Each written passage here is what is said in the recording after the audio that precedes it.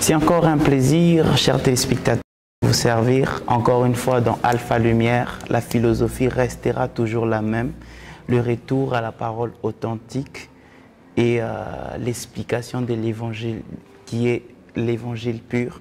Vous savez que ça a toujours été pour nous une grande joie et de savoir que vous êtes là en train de suivre, fidèle même à cette émission. De partout où vous nous suivez, nous vous disons shalom et bienvenue. Vous savez que notre invité reste le même, le docteur Pierre-Simon Kabitula, qui nous disons shalom papa. Shalom Michel. Vous êtes bien portant? Oui, ça va, ça va. Alors je sens que la matière est en train de couler, les réactions restent les mêmes. Il y en a ceux qui acceptent, il y en a ceux qui vous appuient, mais il y en a ceux qui disent que c'est trop dur. Oui, c'est vrai, mais nous continuons à travailler. Nous sommes là pour la cause de Christ. Et que ceux-là qui estiment qu'ils ont à dire, ils pourront bien le dire. Ceux qui estiment qu'ils peuvent recevoir, qu'ils puissent continuer à recevoir. Nous continuons à travailler. Alors, pour vous qui nous suivez aujourd'hui, c'est une émission systématique, un enseignement systématique. On a déjà commencé, il y a beaucoup de points que nous avons développés. Aujourd'hui, nous voulons d'ailleurs attaquer un autre point. Mais si vous voulez avoir les enseignements, vous pouvez aller sur YouTube, taper Alpha Lumière. Alpha Lumière sur YouTube, Alpha Lumière. Ou si vous voulez entrer en contact avec le docteur, le numéro est affiché au bas de l'écran. Appelez, demandez et fixez-vous aussi un rendez-vous si vous voulez avoir beaucoup plus d'explications. Oui, il y a plusieurs rendez-vous. C'est beaucoup de gens qui viennent. Ça, c'est un fait. Vraiment? Oui, il y a beaucoup de gens qui viennent pour des clarifications, des questions, des compléments d'informations. Alors, docteur, afin d'attaquer le point d'aujourd'hui, s'il y a lieu que nous puissions rentrer un peu en arrière. Nous allons simplement continuer parce que le point de la fois passée n'était pas achevé. Nous continuons à parler de la saine doctrine et les ministères, où nous pouvons même inverser le ministère dans la saine doctrine. Dans la saine doctrine. Oui, dans la saine doctrine. Mais la première chose, non. Nous pouvons inverser. Nous pouvons dire la saine doctrine et le ministère, tout comme aussi nous pouvons dire le ministère dans la saine doctrine. Pourquoi vous ne dites pas « et la saine doctrine » ? Bon, vous allez comprendre pourquoi. Quand nous allons commencer à travailler, vous allez comprendre pourquoi nous disons cela. Alors, la première chose, c'est d'abord Éphésiens. Nous prenons Éphésiens 4, à partir du verset 11. Éphésiens chapitre 4 à partir de 11 jusqu'à 13. Éphésiens chapitre 4, 11 jusqu'à 13. J'utilise la version Marc Arthur, chers téléspectateurs. Bon, c'est toujours Louis II. D'accord.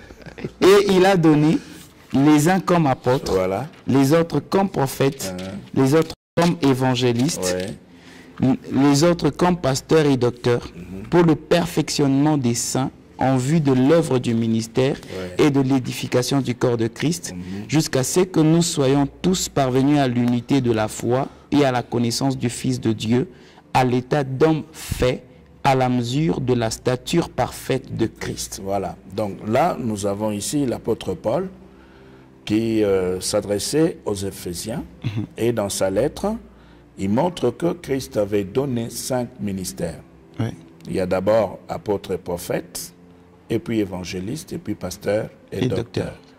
Mais aujourd'hui, nous voyons dans les églises le développement de ministères que nous pouvons qualifier ici de ministères auxiliaires, comme l'intercession, louange et adoration, libéralité. La libéralité aujourd'hui est confinée dans ce qu'on appelle partenariat. Mais il y a aussi l'encadrement, l'encadrement qui devait normalement être assuré par les pasteurs. Mais ça se retrouve dans le ministère complémentaire ou le ministère auxiliaire. Auxiliaire, pourquoi? Parce que ce sont des ministères qui ne sont pas désignés ouvertement et nommément dans les Écritures. L'intercession, louange et adoration, la libéralité, l'encadrement, vous avez cela comme des compléments qui arrivent, mais qui n'ont pas de place, qui n'ont pas été présentés par Christ ou par Paul comme ministère à part entière. Les protocolats aussi. Oui, on peut aussi mettre les protocolats. Bon, c'est dans le cadre de la diaconie, mais ce sont des ministères non nommés, non donnés par les Écritures. Mais pour, par exemple, l'intercession, tous nous devons nous retrouver dans l'intercession, parce que Christ lui-même est dans l'intercession, le Saint-Esprit dans l'intercession, l'Église dans l'intercession, donc tous nous devons intercéder. Et nous ne pouvons pas considérer l'intercession comme étant un ministère spécialisé à part, non. L'intercession est là pour tous les serviteurs de Dieu. Tous, nous devons intercéder. Même si, de temps en temps, nous ne prions pas avec les fidèles, nous n'intercédons pas avec les frères et sœurs dans l'assemblée, nous ne veillons pas avec les frères et sœurs, mais nous intercédons. Chacun de nous, chaque serviteur à son niveau, selon ses capacités, ses possibilités, chaque serviteur fait l'intercession. Pourquoi? Parce que, nous nous répétons, Christ se trouve dans l'intercession, le Saint-Esprit dans l'intercession et l'Église dans l'intercession. Donc, personne ne peut échapper. Et ce n'est pas un ministère particularisé. Les ministères particularisés sont au nombre de 5. Apôtres, prophètes, évangélistes, pasteurs, docteurs. Voilà, c'est comme ça. Maintenant, nous avions dit la fois passée qu'un ministère, c'était un service donné, surveillé et contrôlé à partir des résultats. Nous nous répétons. Un ministère, quand on dit un ministère c'est un service donné. C'est Dieu qui donne ce service. Il appelle quelqu'un après le salut, il lui donne un travail à faire. Le travail que Dieu donne à celui qui l'a sauvé, lavé, purifié, sanctifié, ce travail-là, c'est un service. On peut être apôtre, on peut être prophète, on peut être évangéliste, on peut être pasteur, on peut être docteur. On a reçu de la part de Dieu, eh bien, un service. C'est un don de Dieu. Maintenant, le don de Dieu est surveillé par le ciel. Il ne faudra pas croire que parce qu'on a reçu le don et qu'on ne peut pas physiquement voir les êtres célestes qui peuvent s'approcher pour nous surveiller, comme on ne peut pas le voir, comme nous avons l'habitude de voir des inspecteurs sur la terre, il ne faut pas croire qu'on n'est pas surveillé. On est surveillé. On est surveillé par le ciel. Pourquoi? Parce qu'à la fin, on devra donc rendre compte. Rendre compte du travail qu'on a abattu en rapport avec les services qu'on avait reçus. C'est la recherche de résultats. La recherche de résultats. Et c'est à ce moment-là qu'on va faire le contrôle. Nous nous répétons, nous l'avions dit la fois passée, le contrôle se fait par l'examen des résultats. Alors nous pouvons prendre un exemple dans la Bible, dans Matthieu 25. Matthieu 25. À partir de 14. Matthieu chapitre 25, à partir de 14, nous lisons la Bible au nom de Jésus. Amen. Il en sera comme d'un homme qui, partant pour un voyage, appela ses serviteurs et leur remit de biens. Voilà. C'est bien. Oui. Il donna 5 talents à l'un, 2 à l'autre, et à un troisième à chacun, un au troisième, à chacun selon sa capacité, et il partit. Aussitôt, celui qui avait reçu les 5 talents s'en alla, les fit valoir, et il gagna 5 autres talents. Déjà ici au verset 16, vous voyez ce qui est dit. Aussitôt, celui qui avait reçu les 5 talents s'en alla, les fit valoir, les fructifier. C'est ça. Donc il devait travailler pour fructifier ce qu'il avait reçu. Et quand il va faire le travail de fructification, il va gagner 5 autres talents. Maintenant, si on peut continuer, allons-y un peu. De même, celui qui avait reçu les 2 talents en gagna 2 autres. Celui qui n'en avait reçu qu'un alla faire un creux dans la terre et cacha l'argent de son maître. Voilà. Donc celui qui avait reçu 2 est aussi allé travailler. Et après avoir travaillé, il a gagné 2 autres. Mais celui qui n'avait reçu qu'un seul talent s'est dit, comme je n'ai reçu qu'un seul, je ne sais rien faire avec ce seul talent. Comme il reviendra pour contrôler, il devra donc revenir retrouver son argent. Talent. Voilà. Alors il va prendre les talents, il va aller faire un trou dans la terre, il va cacher. Pourquoi? Parce qu'il connaissait très bien la notion de contrôle. Il savait très bien que celui qui avait donné allait revenir pour contrôler, pour chercher à savoir comment est-ce qu'on avait utilisé ce qu'on avait reçu. C'est pourquoi il est allé faire un trou et il a caché. Parce que s'il n'avait pas la notion de contrôle par les résultats, il pouvait bien gaspiller ce talent et croiser les bras. Comme il savait que le ciel était en train de surveiller et que le contrôle allait bien se faire par les résultats, eh bien, il est allé creuser un trou dans la terre et il a placé le talent dans le trou et il est parti. Maintenant, dans le même chapitre, si nous prenons le verset 26. Le verset 26, dans... Non, remontons, prenons 24. Docteur, le contrôle, là, c'est par rapport au ciel ou bien par rapport à la terre? Non, vous allez voir, on vous répond tout de suite là. 26? Oui. Vous avez dit qu'on... Ça va être compliqué. Commençons par 21. 21? Oui, pour la lumière et la compréhension. Son maître lui dit, c'est bien, bon et fidèle serviteur. Tu as été fidèle en peu de choses. Voilà. Je te confierai beaucoup. Entre dans la joie de ton maître. Voilà. Vous voyez, ces paroles montrent que le maître était en train de tout surveiller. Il suivait tout de plus près. Oui. Il n'avait pas laissé ceux qui avaient reçu les talents libres. Il les surveillait. Et c'est pourquoi il dit, ce bien, bon et fidèle serviteur, tu as été fidèle en peu de choses. Je te confierai beaucoup. Entre dans la joie de ton maître. Ici, il s'est adressé à celui qui avait reçu les 5 talents. 22. Celui qui avait reçu les 2 s'approcha aussi. Et il dit, Seigneur, tu m'as remis 2 talents. Voilà. Voici, j'en ai 2 autres. C'est-à-dire, j'ai travaillé, tu m'avais donné. Le ciel m'a surveillé. Maintenant, je viens me faire contrôler par les résultats. Je viens faire le rapport. Et c'est pourquoi il lui dit, tu m'avais donné 2 talents. Voici, j'en ai gagné 2 autres. 23, le maître. Son maître lui dit, c'est bien, bon et fidèle serviteur. Tu as été fidèle en peu de choses. Je te confierai beaucoup. Entre dans la joie de ton maître. Voilà. Donc, il revient sur les mêmes paroles qu'il avait prononcées après avoir reçu le rapport de celui qui avait reçu 5 talents. Maintenant, au verset 24. Celui qui n'avait reçu qu'un talent s'approcha ensuite et il dit, Seigneur, je savais que tu es un homme dur, qui moissonne où tu n'as pas sémé, et qui amasse où tu n'as pas vanné. Oui. J'ai eu peur et je suis allé cacher ton talent dans la terre. Voici, prends ce qui est à toi. Voilà. Son maître... Oui, pour lui, le maître, c'était un maître très dur et sévère qui prenait ce qu'il n'avait pas sémé. En d'autres termes, le maître était un escroc, un voleur. C'est ce qu'il veut dire là. Et c'est pourquoi il dit, j'ai eu peur, je suis allé cacher ton talent dans la terre. Voici, prends ce qui est à toi. Maintenant, le maître va répondre au verset 26. Son maître lui répondit, serviteur méchant et paresseux. Voilà. Tu savais que je moissonne où je n'ai pas sémé. Donc tu savais très bien, comme tu l'as dit là, tu me qualifies de voleur. Comme tu l'as dit là, tu le savais. Tu le savais. Oui. Et que j'amasse où je n'ai pas vanné. Voilà. Donc je prends le bien d'autrui. Oui. C'est ce qu'il veut dire là.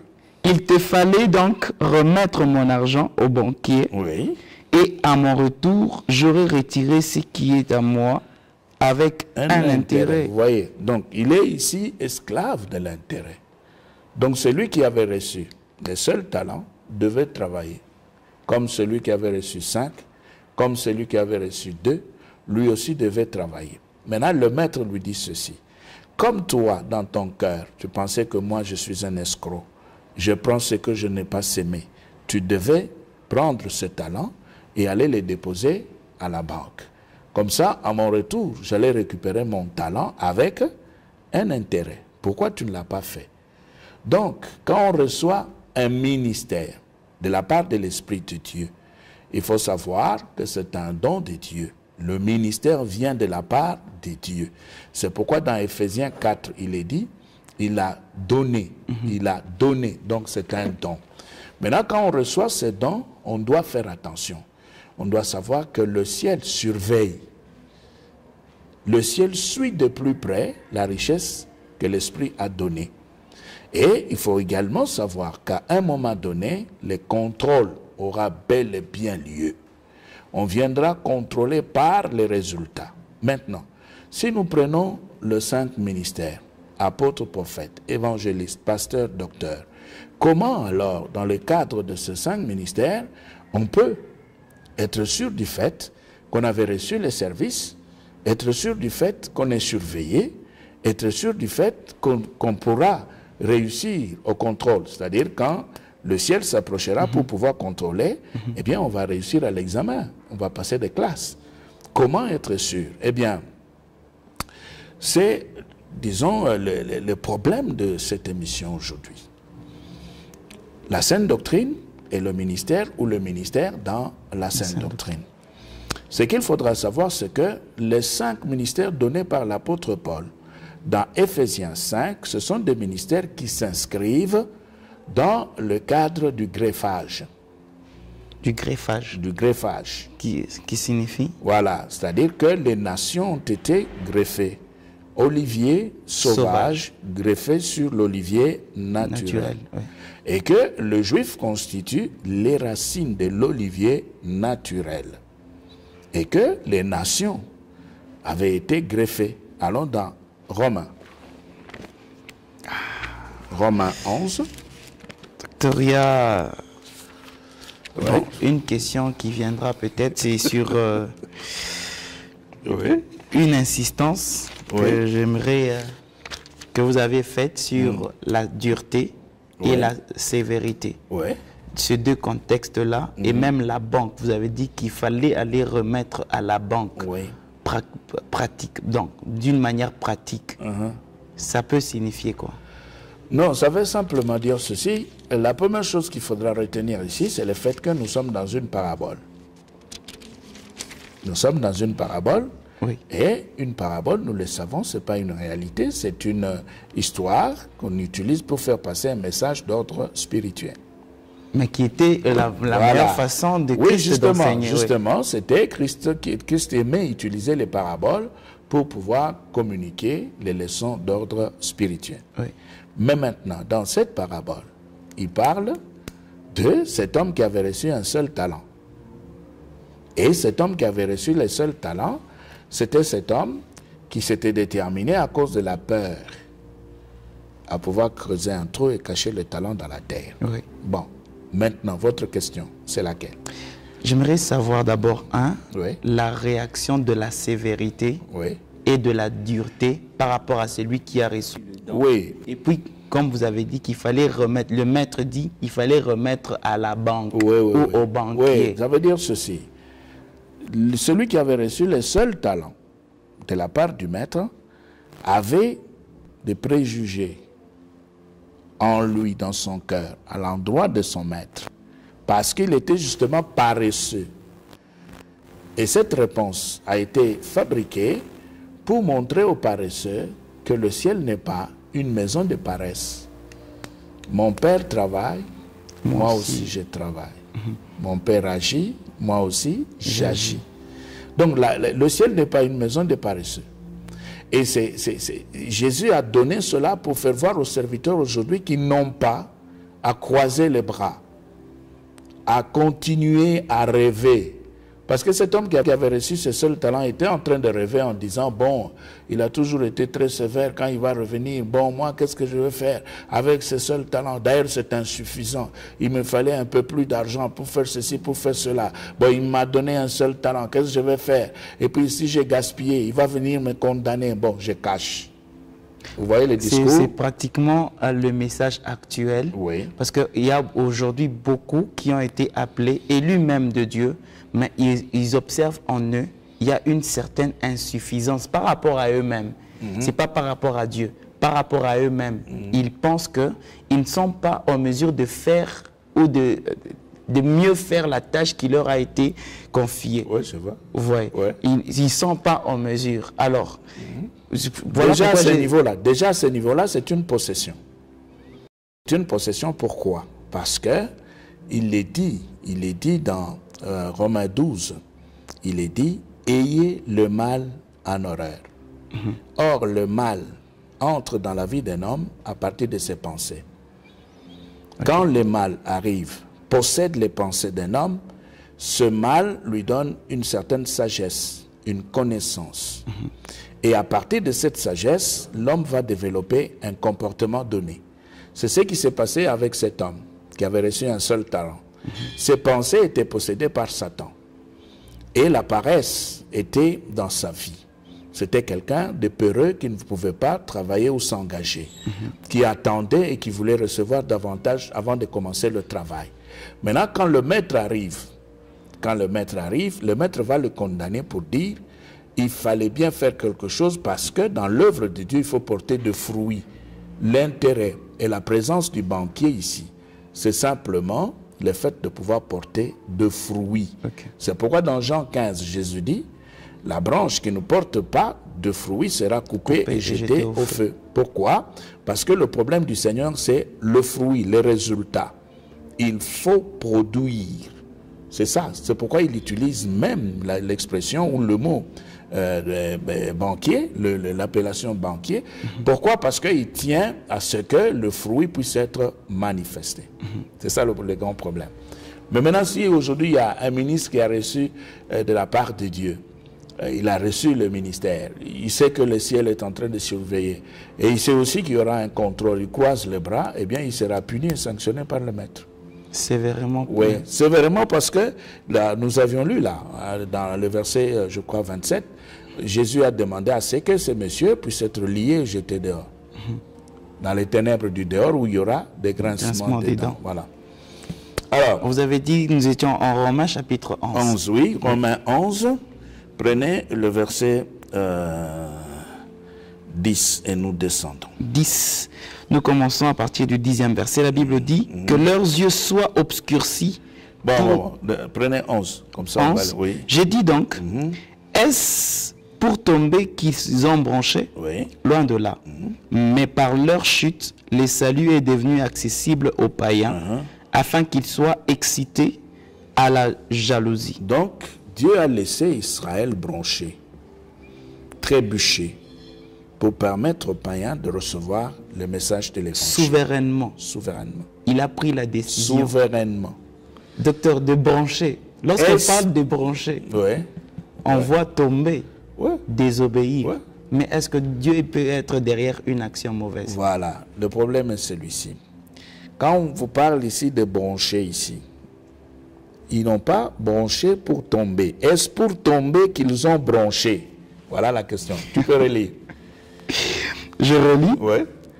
Je dis donc, est-ce pour tomber qu'ils ont branché? Non, toi tu branches, tu branches pour tomber. Toi tu branches pour tomber. Et tu expliques ta chute par les faits, par le branchement.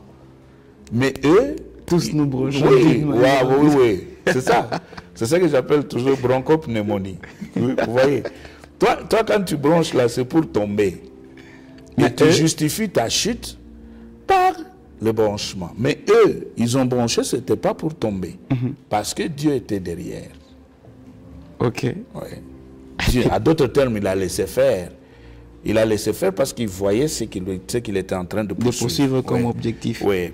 Or, si leur chute a été la richesse du monde et leur amoindrissement la richesse des païens, combien plus en sera-t-il ainsi quand ils se convertiront tous? Voilà. Je vous l'ai dit, à vous, païens.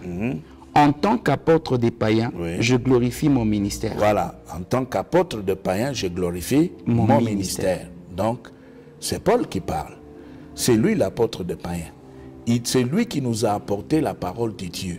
Nous ne connaissions pas Dieu, mais nous connaissions des petits dieux. Et nous étions en train d'adorer ces petits dieux. Et nous étions tous dans l'idolâtrie. Mais Dieu, dans son amour, nous a envoyé un apôtre. C'est Paul. C'est Paul qui est venu avec le message de Dieu. Maintenant, qu'est-ce qu'il nous dit au verset 14? 14. Afin, s'il est possible, d'exciter la jalousie de ceux des Maras et d'en sauver quelques-uns. Voilà. Donc Dieu l'a fait pour que les païens puissent entrer et pour que Israël, qui ne voulait pas obéir, qui ne voulait pas reconnaître le Messie, puisse maintenant, à cause de la jalousie, de la présence de Dieu parmi les nations, revenir. Voilà la sagesse de Dieu. C'est pourquoi il a fait ça. C'était pour le provoquer.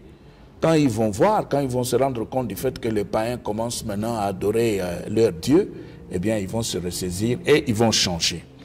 Oui, le verset 15. 15. Car si leur mise à l'écart a été la réconciliation du monde, que sera leur réintégration, sinon le passage de la mort à la vie? Voilà. Or, si les prémices sont saintes, la masse l'est aussi. Et si la racine est, les branches le sont aussi. Mais si quelques-unes des branches ont été retranchées... Voilà, c'est-à-dire que ceux-là qui s'étaient endurcis, eh bien, ils ont été écartés. Écartés, pas définitivement, parce qu'ils vont se repentir et rentrer. Maintenant, Dieu les a laissés pourquoi? Écoutez. Et si toi, qui étais un olivier sauvage, tu as été greffé à leur place et rendu participant de la racine nourricière de l'olivier, ne te glorifie pas aux dépens de ses branches. Si tu te glorifies, sache que ce n'est pas toi qui portes la racine, mais que c'est la racine qui te porte. Donc, en d'autres termes, nous avions été greffés. Les nations sont considérées ici comme des greffons. Comme des greffons. Vous voyez, dans les domaines médicaux, quand on fait la transplantation, on prend les greffons, ce qu'on doit mettre, les organes qu'on devra utiliser pour remplacer, sur les organes, mettre à la place les organes abîmés, on les appelle des greffons. Et ces greffons sont souvent gardés en médecine au froid. Parce qu'on doit nécessairement les utiliser. Et les nations ici, dans le cadre de la présentation de la doctrine par Paul, il veut nous faire voir que les nations sont des greffons. Et les greffons ont été hantés, c'est-à-dire greffés sur l'olivier naturel, pour avoir un développement normal. C'est aussi l'une des raisons pour lesquelles il est dit « le salut vient des Juifs ». C'est-à-dire que nous avions été greffés. Maintenant, le ministère,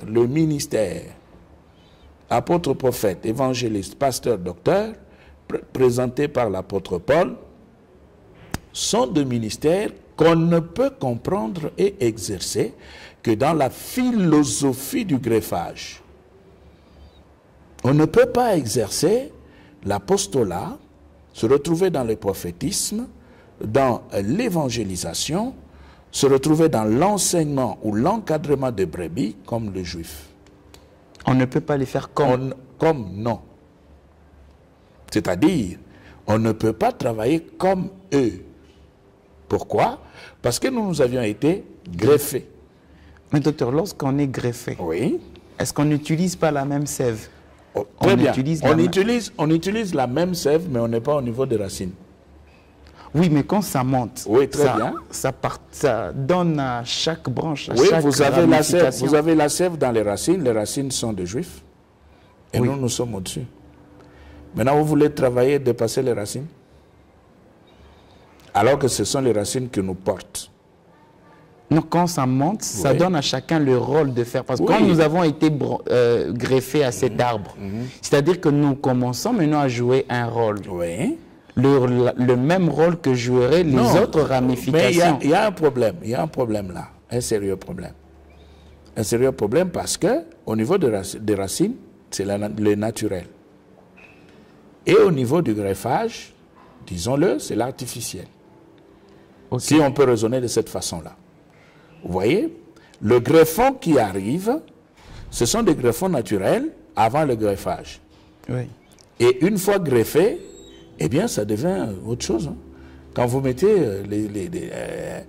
une nouvelle branche sur un arbre, vous allez avoir quelque chose, mais qui n'est pas tellement, qui n'est pas c'est un peu hybride. C'est un peu hybride, ce n'est pas tellement le naturel qu'on devait avoir. Or, en fait, dans l'hybridation, il y a mélange. Il y a mélange. C'est ça le métissage. Voilà, justement. Justement, c'est ça. Mais maintenant, c'est différent de ce qui provient de la racine. Oui, mais dans votre manière de parler, c'est comme qui dirait, la façon dont servent les Juifs est une façon particulière que la nôtre. Non, j'aimerais vous aider à comprendre mon raisonnement. Vous avez des branches. sur l'olivier naturel. Oui. Et parmi ces branches, il y a des branches qui sont directement données par ce qui est naturel. Oui. Ces branches sont donc naturelles. Oui. Mais il y a aussi des branches résultats du greffage. Oui. Donc les branches qui sont les résultats du greffage sont différentes des branches naturelles. Oui, mais sur exactement. le même arbre. Oui. Voilà, c'est ça. Ça dit que nous, quand nous nous présentons, les Juifs peuvent facilement nous identifier pour dire que ce sont des nations. Quand nous travaillons. Voilà, quand nous travaillons. Quand nous faisons l'apostolat, ils nous regardent pour dire que ce sont des nations. Mais quand eux aussi font l'apostolat, eh bien, ils font l'apostolat comme des Juifs. Il y a une différence. Donc, on n'a pas besoin d'être complexé devant le juif parce que nous avons une autre manière de servir Dieu. Oui. Leur Dieu. Oui. Ou notre Dieu. Non, ça veut dire que par Christ, les dieux de Juifs deviennent notre Dieu. Par Christ, Oui. les dieux de Juifs deviennent notre Dieu. Mais maintenant, le grand problème, c'est que quand nous faisons l'apostolat, le ministère, dans le prophétisme, nous ne pouvons pas nous confondre.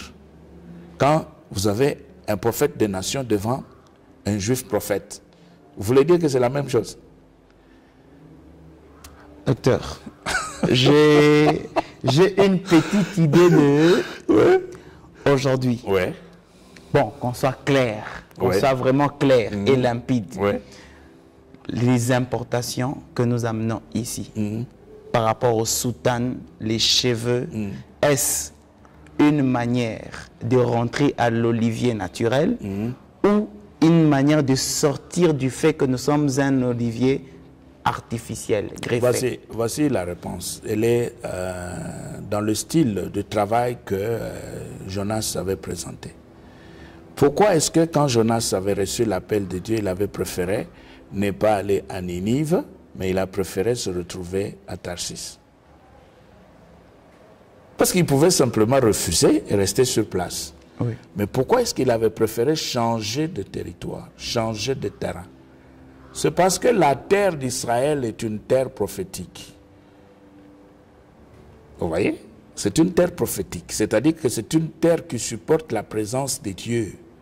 C'est pourquoi quand Naaman est allé pour la guérison, qu'est-ce que le prophète lui a dit? D'aller se jeter cette fois dans le Jourdain.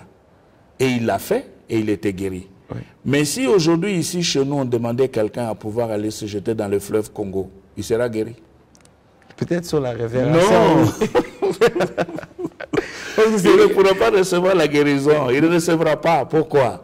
Parce que la terre ou le sol congolais, c'est un sol qui ne peut pas supporter la présence de Dieu, tandis que le sol juif supporte la présence de Dieu. C'est pourquoi les Juifs se battent. Oui. Vous êtes vraiment très haut. Oui, justement. Descendez un peu parce que là, c'est doctoral. Oui, bon, disons ceci. Oui. Disons simplement ceci. Alors, rentrons dans le texte. Alors là, on va encore simplifier davantage. Oui.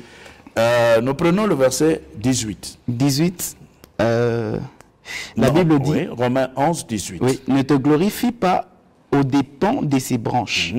Si tu te glorifies, Oui. sache que ce n'est pas toi qui portes la racine, mais que la racine, c'est la racine qui te porte. Oui. Tu diras donc, les branches ont été retranchées afin que moi, je Le sois fils, greffé. oui. Cela est vrai. Elles ont été retranchées pour cause d'incrédulité. Oui. C'est-à-dire que Dieu a laissé parce qu'il voyait derrière leur incrédulité le salut des nations. Alors il s'est dit, restez d'abord tel que vous êtes là. Continuez un peu à vous entêter. Pendant ce temps-là, moi je vais faire entrer les nations. Et ma présence parmi les nations va exciter votre jalousie. Vous serez donc obligé maintenant d'abandonner l'incrédulité et de croire dans celui que j'ai envoyé. Voilà ce que tu as fait. Docteur, est-ce que ce n'est pas dans la typologie, ce n'est pas ce qu'avait fait Joseph?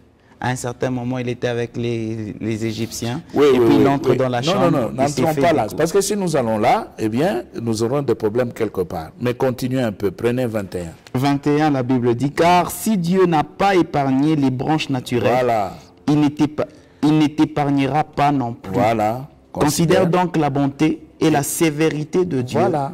sévérité envers ceux qui sont tombés et bonté de Dieu envers toi, Voilà. si tu demeures ferme dans cette bonté. Autrement, tu seras aussi retranché. Donc ici, nous voulons, pour faire plus facile, parler simplement, nous voulons dire ceci.